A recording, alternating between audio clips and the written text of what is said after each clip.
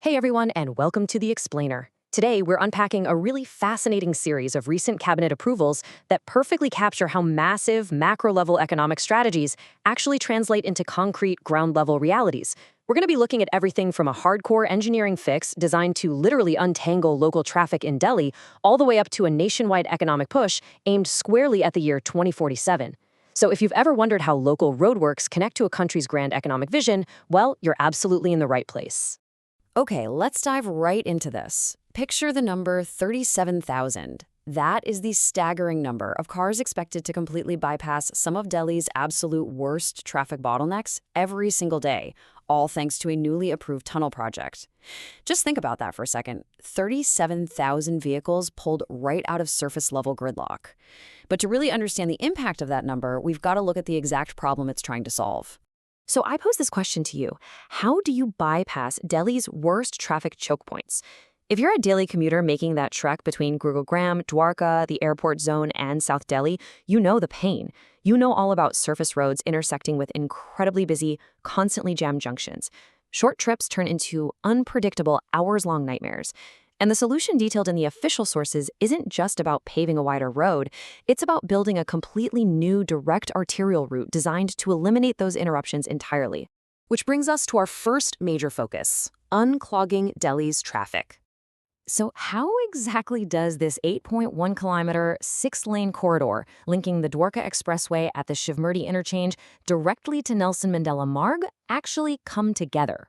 Well, looking at the engineering breakdown from the official project note, this isn't just a simple tunnel. Sure, you've got 3.14 kilometers of twin-tube tunnel, but you also have over 2.5 kilometers of elevated roads, approach ramps, and at-grade sections. The absolutely crucial point here is that they're building a fully integrated mobility corridor.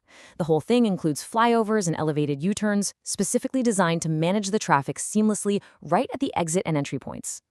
Now, you might be wondering, how do you fund a massive 6,970 crore rupee project like this?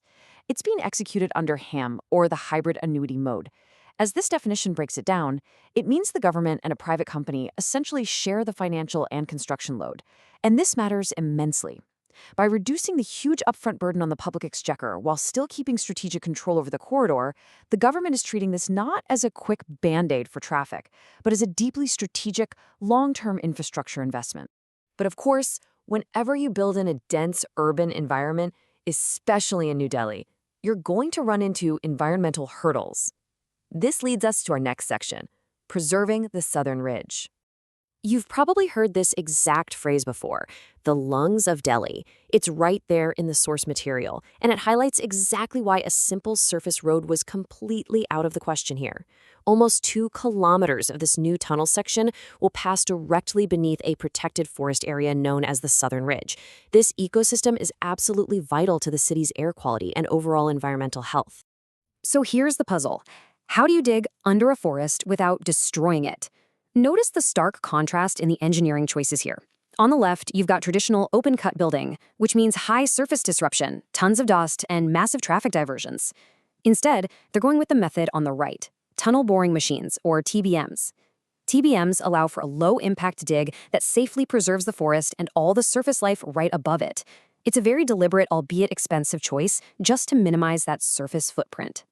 Beyond just the traffic and the environment, though, let's look at the outsized economic value of this single project. Reducing travel uncertainty in a major capital city has massive, massive ripple effects. During construction alone, this project is projected to generate over 7.5 lakh direct and 9.8 lakh indirect person days of employment. And once it's actually operational, it physically connects 6 PM Gati Shakti economic nodes and 4 vital logistics nodes. Plus, it's designed to integrate seamlessly with the future AIMS Mahapal Port Corridor. It's literally connecting the dots of commerce in the capital. But remember, the Delhi tunnel was just one of the major cabinet decisions. Let's zoom out from the capital for a moment and shift our focus to Uttar Pradesh, specifically the newly approved Kanpur-Kabrai Highway project. And this brilliantly illustrates the tangible, real-world impact of these investments. The current travel time between Kanpur and Kabrai is a sluggish 3 hours. But this newly approved 242-kilometer access-controlled highway, it's going to slash that travel time directly in half, down to just 1.5 hours. It is a massive upgrade for a route that serves as a natural traffic flow, straight toward Bhopal and central India.